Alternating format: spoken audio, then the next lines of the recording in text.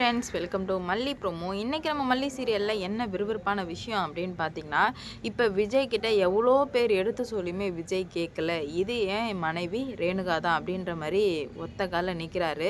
அப்படி இருக்கும்போது தான் கோயில் சன்னதிலேயே வச்சு இப்போ ஒரு ஜோசியக்கார அம்மா வந்து எல்லா உண்மையுமே போட்டு உடைக்கிறாங்க. விஜய்க்கு இப்போ தான் வந்து புரிய வருது, நம்ம வந்து இவ்வளோ நாளாக வந்து தப்பாக நினச்சிட்ருக்கோம் அப்படின்னு சொல்லிட்டு. அவங்க அப்படி என்ன சொன்னாங்க, விஜய் எதை வச்சு இதை நம்பினாரு புரிஞ்சுக்கிட்டாரு அப்படின்னு சொல்லிட்டு தாங்க இந்த வீடியோவில் நம்ம இப்போ பார்க்க போகிறோம். விஜய்க்கு வந்து லாஜிக்கலாகவே இந்த இதுலலாம் வந்து நம்பிக்கை கிடையாது ஜோசியத்துலலாம். ஆனால் வந்து இப்போ எப்படி நம்புகிறாங்க அப்படின்னு பார்த்தீங்கன்னா, எல்லாருமே வந்து கூடி இருக்காங்க.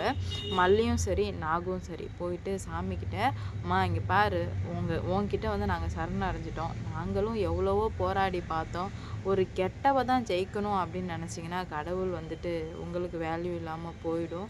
அதனால் வந்து கண்டிப்பாக இது நடக்கவே கூடாது. நாங்களும் எத்தனையோ வழிகளில் மல்லி போராடி பார்த்தா எதுவுமே வந்து சரிப்பட்டு வரல. உங்களை கெஞ்சி கேட்குறேன், தயவு செஞ்சு என் பொண்ணுக்கு வாழ்க்கையை திருப்பி கொடுத்துருங்கம்மா அப்படின்ற மாதிரி நாகு வந்து பயங்கரமாக வந்து அழுதுட்டு இருக்காங்க. அப்போ தான் வந்து பூலாம் வந்து விழுது. மல்லிக்கிட்ட ஆறுதல் சொல்கிறாங்க.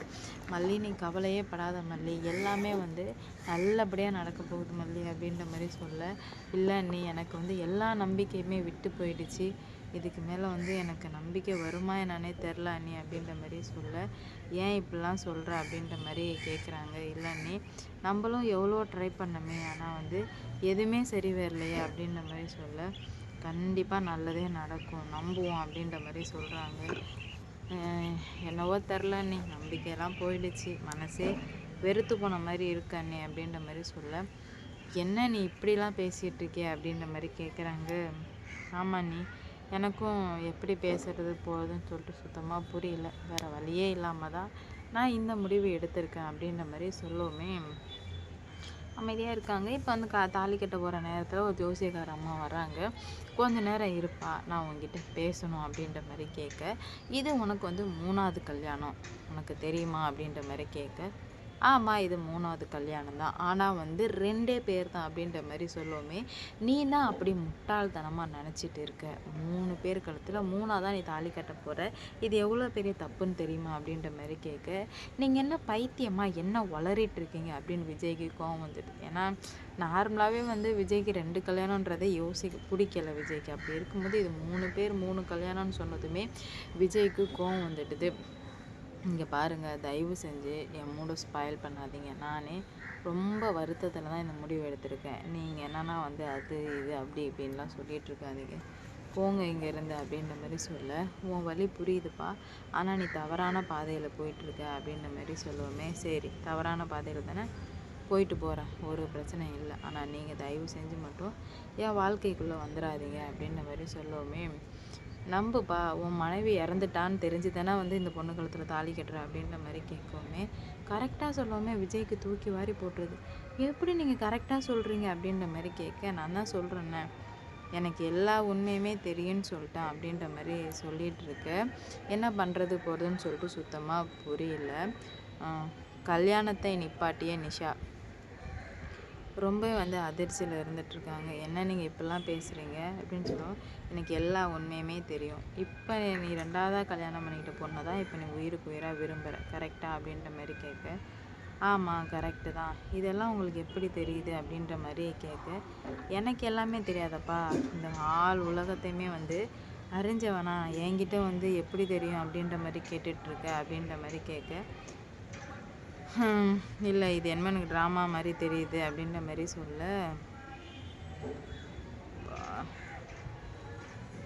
ட்ராமாவா அப்படின்னு நீ தான் நினச்சிக்கணும், ஆனால் வந்து இது எதுவுமே ட்ராமா கிடையாது, உனக்காக வந்தது அப்படின்ற மாதிரி சொல்லவுமே, கல்யாணத்தை நீ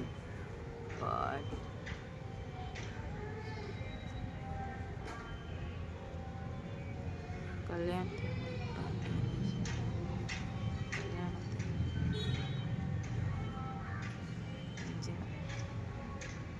ரஞ்சிதா, உங்களுக்கு என்ன பிரச்சனை ஆனாலும் தயவு செஞ்சு இங்கே போயிடுங்க, எனக்கு வந்து பிரச்சனை பண்ணிகிட்டு இருக்காதீங்க, எனக்கு தேவையே இல்லாமல் மண்டை குடைச்செல்லாம் கொடுக்காதீங்க அப்படின்ற மாதிரி சொல்கிறாங்க. உனக்கு நான் இவ்வளோ சொல்லிகிட்டு இருக்கேன், உனக்கு கொஞ்சம் கூட புரியலல்ல அப்படின்ற மாதிரி கேட்க, ஆமாம் எனக்கு புரியாது தான், புரிஞ்சுக்கவும் நான் மாட்டேன், புரிஞ்சிக்க போகிறதும் நான் இல்லை அப்படின்ற மாதிரி சொல்ல, நான் அவ்வளோ சொல்லிகிட்டு இருக்கேன், நீ பாட்டுக்கு புரிஞ்சுக்காமல் பேசிகிட்டு இருக்க, கடைசியில் நீ ரொம்ப வருத்தப்படுவ அப்படின்ற மாதிரி சொல்கிறாங்க. பரவாயில்ல, எவ்வளோ வருத்தப்பட்டாலும் பரவாயில்ல, நிறைய பார்த்து தான் இந்த இடத்துக்கு வந்திருக்கேன், அதனால் வருத்தப்பட்டா பரவாயில்லப்பா அப்படின்ற மாதிரி சொல்கிறாங்க.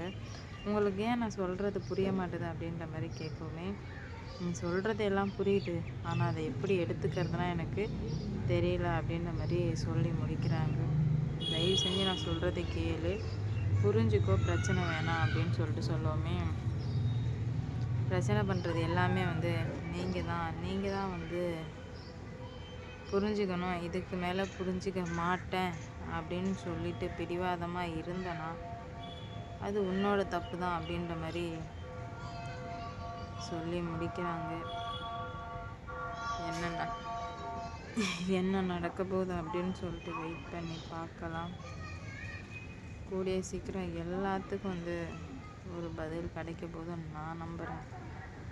நீங்கள் என்ன நம்புறீங்கன்னு சொல்லிட்டு கமெண்டில் சொல்லிட்டு போங்க. எவ்வளோ பிரச்சனை வந்தாலும் பார்த்துக்கலாம் அப்படின்ற மாதிரி தான் இருந்தாங்க. ஆனால் இதுக்கு மேலே வந்து எதுவுமே வந்து பார்த்துக்கவே முடியாது அப்படின்ற மாதிரி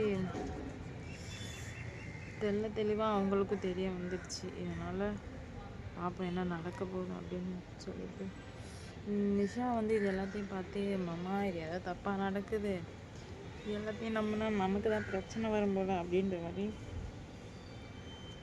சொல்கிறாங்க. பார்ப்போங்க என்ன நடக்க போகுது அப்படின்னு சொல்லிட்டு. விஜய் வந்து சொல்லிட்டாரு, இது எல்லாமே ஏன் தப்பு தான், நான் வந்து விட்டு கொடுத்துருக்கக்கூடாது, நான் விட்டு கொடுத்ததுனால தான் இவ்வளோ பெரிய பிரச்சனையும் நடந்திருக்கு, ஏன் தப்பு தான் அப்படின்ற மாதிரி அடித்து நிற்கிறாங்க. பார்ப்போம் என்ன நடக்க போகுது, எப்படிலாம் கொண்டு போகிறாங்க, இல்லை என்ன மாதிரியான பிரச்சனைலாம் வரப்போகுது அப்படின்னு சொல்லிட்டு வெயிட் பண்ணி பார்க்கலாம். லைக் பண்ணுங்கள், ஷேர் பண்ணுங்கள், மறக்காமல் சப்ஸ்கிரைப் பண்ணிக்கோங்க. அப்போ தான் நான் போடுற வீடியோ நோட்டிஃபிகேஷன் வரும். அடுத்து என்ன நடக்க போகுது அப்படின்னு சொல்லிட்டு